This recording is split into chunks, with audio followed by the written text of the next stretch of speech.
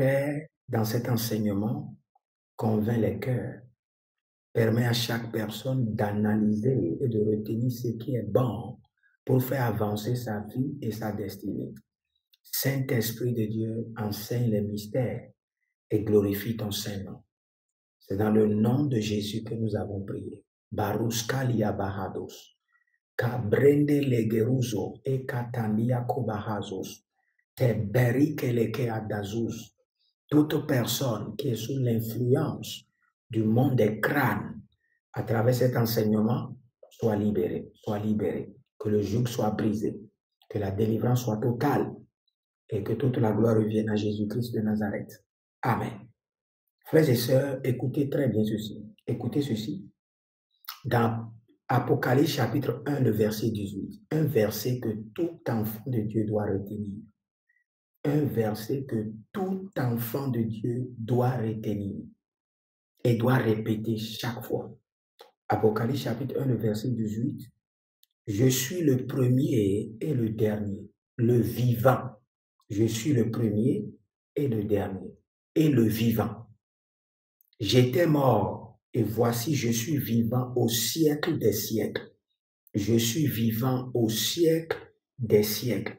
Je tiens les clés de la mort et du séjour des morts. Je tiens les clés de la mort et du séjour des morts. Si vous êtes là, écrivez, je tiens les clés de la mort et du séjour des morts. Je tiens les clés de la mort et du séjour des morts. Le monde des crânes est l'un des départements de la mort. Le monde des crânes.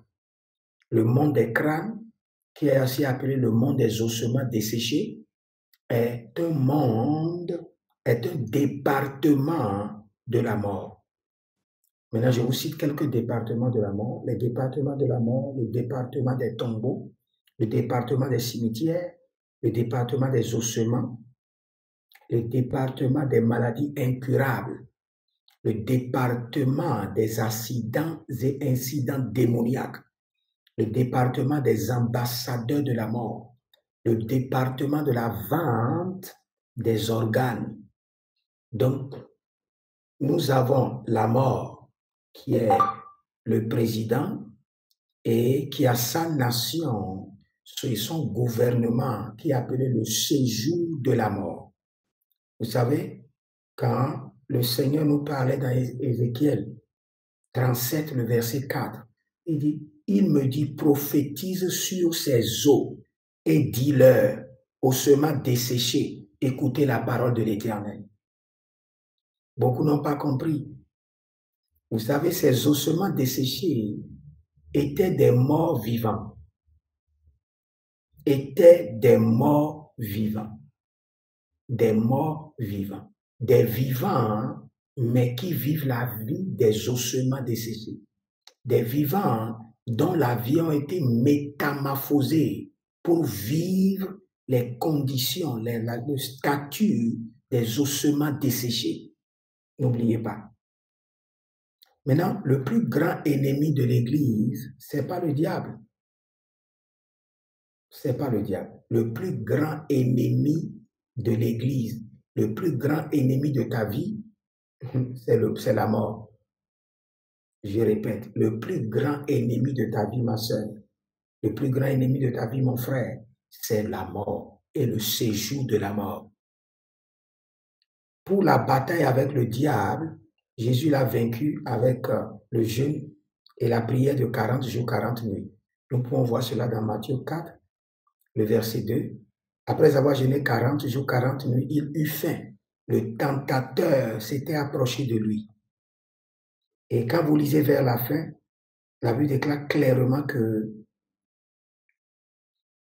alors le diable le laissa, et voici les anges vinrent auprès de Jésus pour le servir. Cela veut dire que la bataille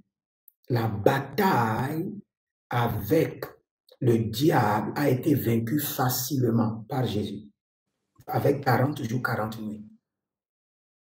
C'est clair, Matthieu 4, le verset 2.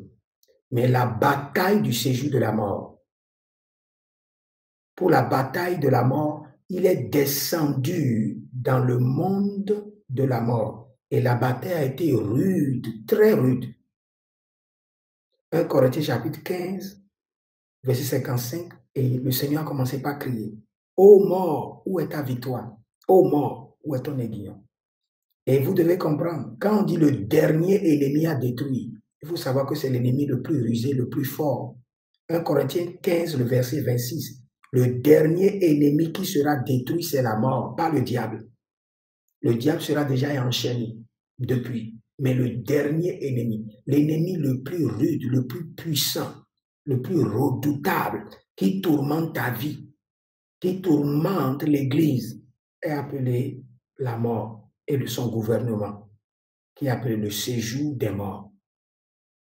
Dans Matthieu 16, le verset 18, la Bible déclare que « Et moi, je te dis que tu es Pierre, et que sur cette pierre, je bâtirai mon église, et que les portes du séjour de la mort ne prévaudront point contre elle. » Frères et sœurs, tous les jours, je reçois des rêves, des visions.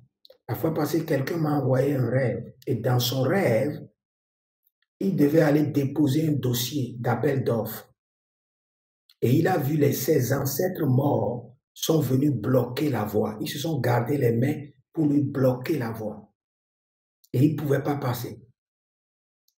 Et c'est l'un de ses frères qu'il avait appelé pour l'appel d'offres. Et le dossier était déjà garanti.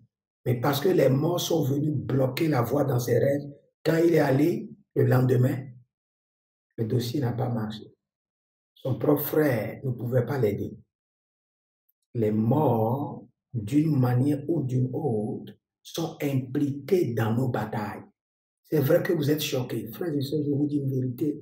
Dès que vous allez prendre au sérieux les prières que nous allons lancer, vous verrez des délivrances terribles.